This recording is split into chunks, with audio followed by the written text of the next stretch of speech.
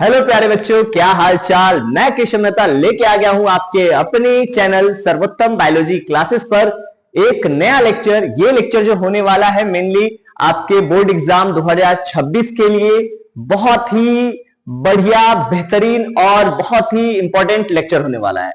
एक वीडियो में हम कवर करेंगे पूरा का पूरा चैप्टर, जिसको आप लोग वन शॉट के नाम से जानते हैं। और चैप्टर का नाम आपको जैसा कि बोर्ड पर दिख रहा है, बायोडायवर्सिटी एंड कंजर्वेशन। ये चैप्टर मैंने इसीलिए चुना क्योंकि बहुत ही इजी चैप्टर होने वाला है आप लोगों के लिए। बहुत ही प्यार से एक्सप्लेन करेंगे और बहुत ही जल्दी खत्म हो जाएगा। मतलब ये अगले आई थिंक 25 मिनट या 30 मिनट के पहले ही यह चैप्टर पूरा, ये जो बोर्ड पे लिखा हुआ है, इतना ही इस चैप्टर का सबसे इंपॉर्टेंट हिस्सा है। कुछ टॉपिक्स ऐसे रहेंगे जो मैं आपको लास्ट में बता दूंगा, जो बस आपको हल्का सा साइड से देख लेना है। बाकी ये सारी चीजें अगर आप तैयारी करके जाते हैं तो इस चैप्टर से कोई भी क्वेश्चन आपका, चाहे वो 2 मार्क्स में हो, चाहे वो 5 मार्क्स में हो, चाहे वो ऐसे 1 मार्क्स में डाल दे एमसीक्यू में, लगभग आपको 90% जो भी क्वेश्चन इस चैप्टर से आएंगे, 90% 95% क्वेश्चन जो भी इस चैप्टर से आएंगे वो सारे आप कवर कर सकते हैं। तो विदाउट वेस्टिंग योर टाइम फटाफट मैं इस चैप्टर को शुरू कर देता हूं। और अगर आप इस चैनल पे पहली बार आए हैं तो तुरंत इस वीडियो को अपने उन दोस्तों को शेयर कर दें जो बोर्ड एग्जाम में इस बार बैठने वाले हैं और बायो का एक परीक्षा देने वाले हैं। क्योंकि क्या पता इस वीडियो से उनके 2 4 5 नंबर या 7 नंबर बढ़ जाएंगे, तो वो आपको दुआएं देंगे। तो चलिए देखते हैं।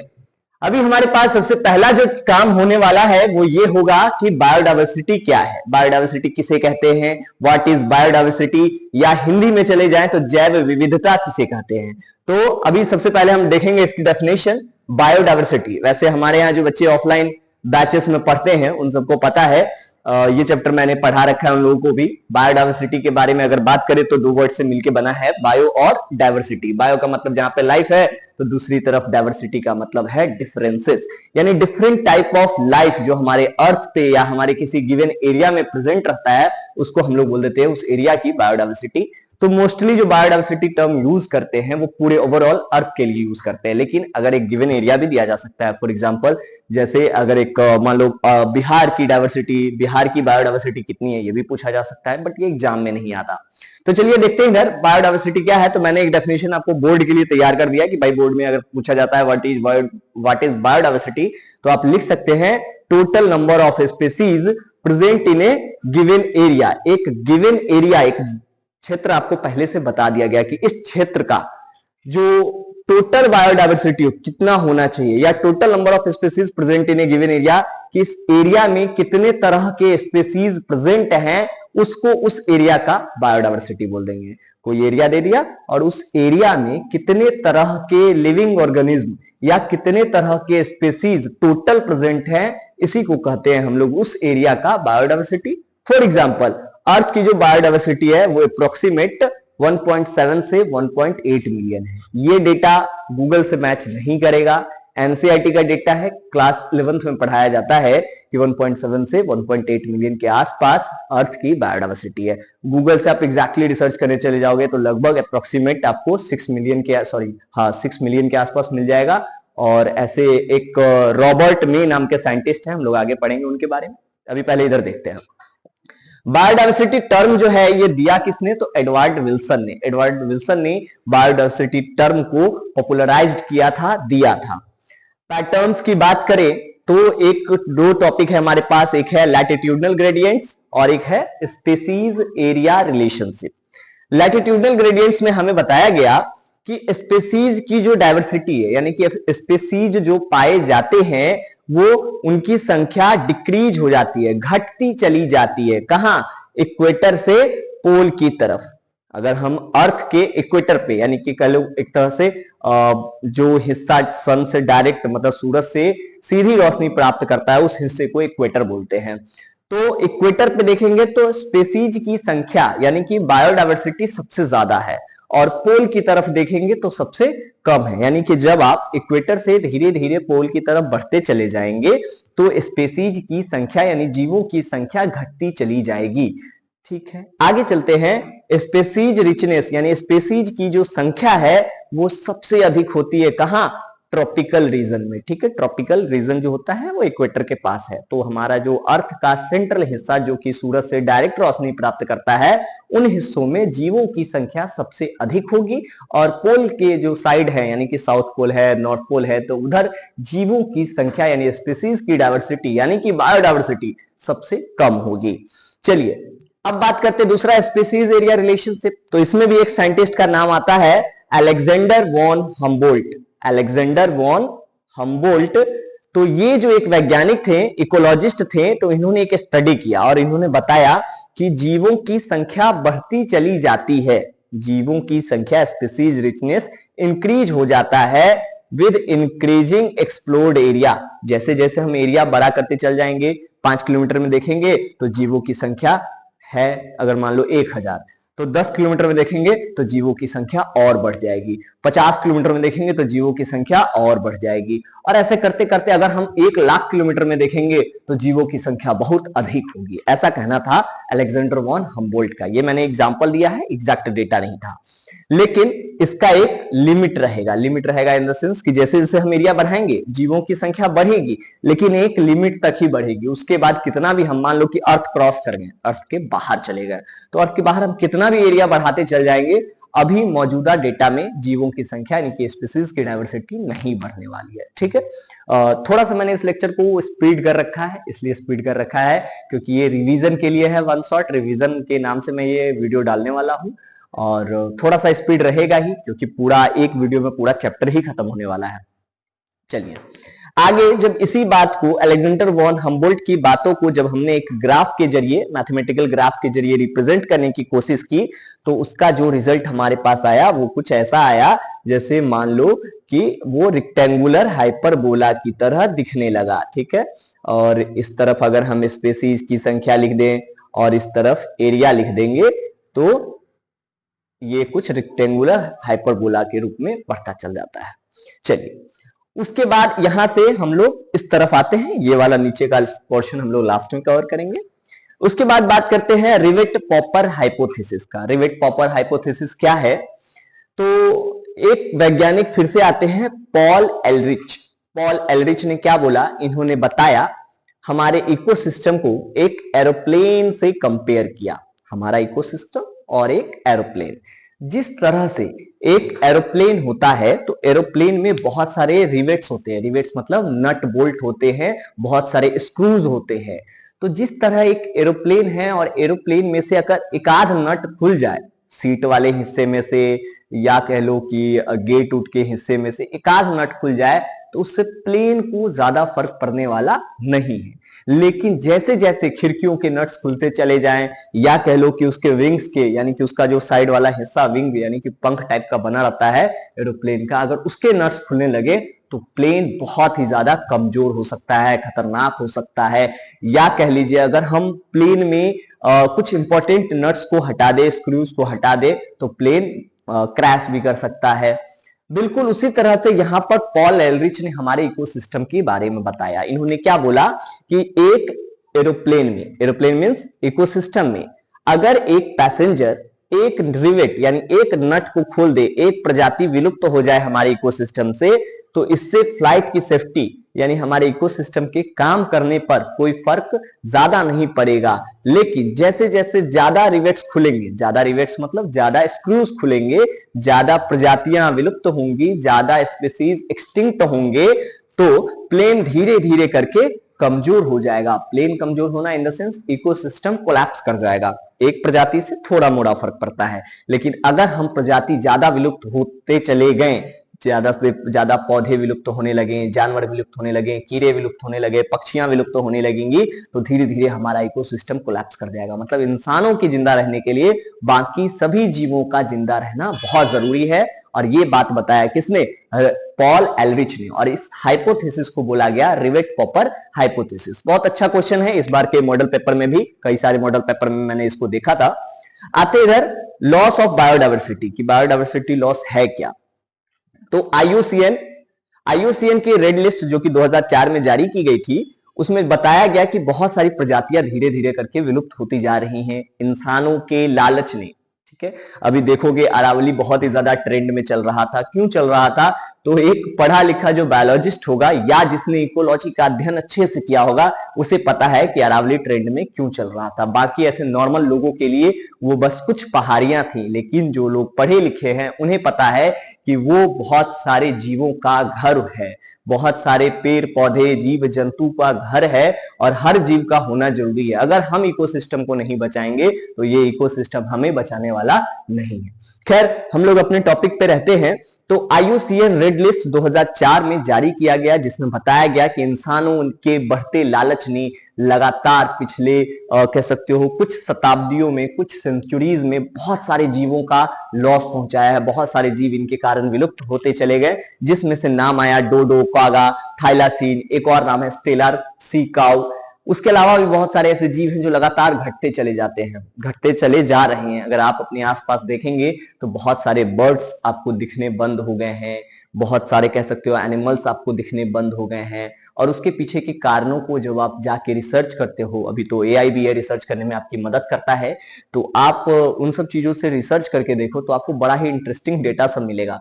लेकिन यही है कि यहाँ पर जो लोग ज्यादा पढ़ लेते हैं वो इन चीजों की चर्चा करते हैं, और जो नहीं पढ़ रहे हैं या जिन्हें ये सब चीज समझ ही नहीं आ रहा वो आपको पागल कर देंगे। इसीलिए इकोलॉजी बहुत ही कह सकते हो सेंसिटिव टॉपिक बन जाता है। अरावली की जरूरत, अरावली जैसे भी ट्रेंड में चल रहा था, तो अरावली को बचाना क्यों जरूरी है ये बात सिर्फ वही जानेगा जो वहां से बिलोंग करता है, अरावली राजस्थान वाले हिस्से से बिलोंग करेगा।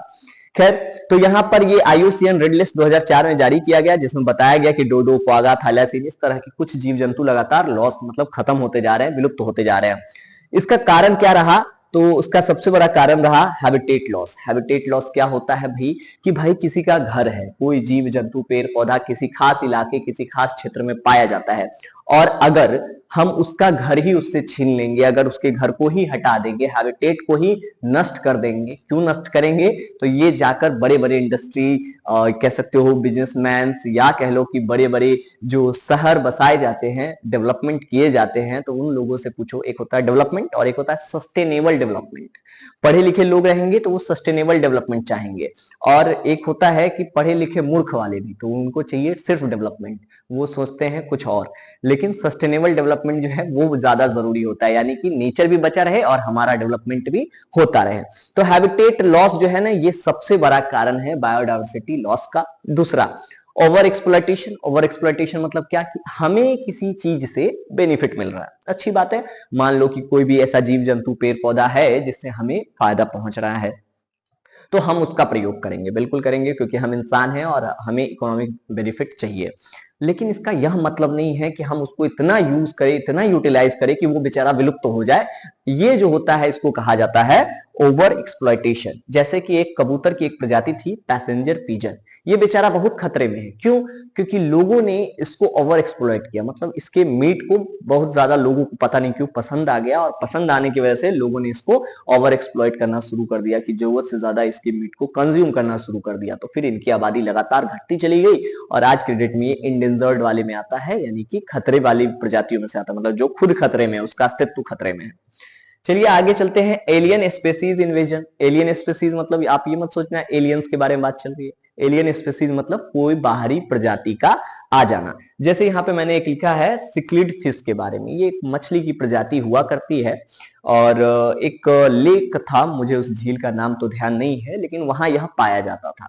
लेकिन उसी झील में अगर हम दूसरी प्रजाति की मछलियों को ला देंगे तो क्या होगा? इनको खतरा महसूस हुआ। खतरा महसूस हुआ मतलब इनका वो नेचर था, लेकिन उसकी जगह दूसरी प्रजाति आ गई जो इससे बेटर थी, तो इसका अस्तित्व खतरे में आ गया। या इसका बहुत कॉमन एग्जांपल अगर मैं आपको दूं तो इंडिया में आप देख सकते हो, मैंने पढ़ाया था चैप्टर नंबर 1 में वाटर हाइकैंथ के बारे में, यानी कि जलकुंभी के बारे में। जलकुंभी जो है, वाटर हाइकैंथ जो है, ये हमारा नेटिव प्लांट नहीं है, ये लाया गया था बाहर से, साउथ अमेरिका से, अपने खूबसूरत पत्ते और फूल की वजह से। लेकिन जब यह इंडिया में लाया गया तो इतनी तेजी से फैला स्टैग्नेंट वाटर बॉडीज, यानी कि रुके हुए पानी में, कि यहाँ के जो नेटिव इंडियन प्लांट्स हैं उसके लिए वो खतरा बन के आज की डेट में है, कि जिस पानी में कुंभी रहता है, जलकुंभी रहता है, वाटर हाइकैंथ रहता है, उस पानी में इंडियन प्लांट्स जल्दी ग्रो नहीं कर पाते हैं। तो एलियन स्पीसीज बाहरी प्रजातियों के आ जाने के कारण भी कह सकते हो बायोडायवर्सिटी लॉस होता है। और को एक्सटिंक्शन, कुछ ऐसी प्रजातियां होती हैं जो दोनों साथ में रहना चाहते हैं। दो प्रजाति है, दोनों साथ में रहते हैं, लेकिन दोनों में से कोई एक विलुप्त हो गया तो दूसरा ऑटोमेटिक विलुप्त हो जाएगा कि एक गया तो तुम्हारे बिन ये भी रहने वाला नहीं है। ठीक है, जैसे अगर कोई पौधा है और उसका कोई खास पॉलिनेटर है, खास ऐसा कोई कीड़ा है जो उसका पॉलिनेशन करवाता है, तो अगर कीड़ा गया तो क्या होगा, प्लांट का पॉलिनेशन, उस प्लांट का कोई और पॉलिनेशन अगर नहीं करवाया तो पौधे पॉलिनेटर कीड़े के जाने के कारण धीरे धीरे वो प्लांट भी विलुप्त हो जाएगा। चलिए फिर इधर चलते हैं, हमें बचाना क्यों है, कंजर्वेशन क्यों करना है बायोडायवर्सिटी का, तो उसमें चलें तो सबसे पहला बात कि हमें इनसे इकोनॉमिकल बेनिफिट्स मिलता है। इकोनॉमिकल बेनिफिट्स मिलता है यानी कि हम इससे लकड़ी लेते हैं, फल लेते हैं, फूल लेते हैं, या कह लो कि बहुत सारा चीजें, गोंद मिलता है, कागज मिलता है, या कह लो मिल्क मिलता है, हनी मिलता है। तो ये बहुत सारा इकोनॉमिकल बेनिफिट हमें पेड़ पौधे, जीव जंतु, कीड़े मकोड़े इत्यादि से मिलता है। जैसे कि रेशम का कीड़ा होता है जिससे हमें रेशम प्राप्त होता है, कॉटन का पेड़ होता है जिससे हमें रुई यानी कि कॉटन मिलता है। तो ये इतनी सारी चीजें हमें मिलती हैं, इसीलिए इन्हें बचाना जरूरी है। दूसरा जो कारण है वो है इनका एक इकोसिस्टम सर्विस भी है। ये सभी मिलके हमारे वातावरण को चला रहे हैं। हमारा होना जितना जरूरी है उतना ही इन पेड़ पौधे, इन कीड़े मकोड़े, इन जीव जंतुओं का होना भी जरूरी है।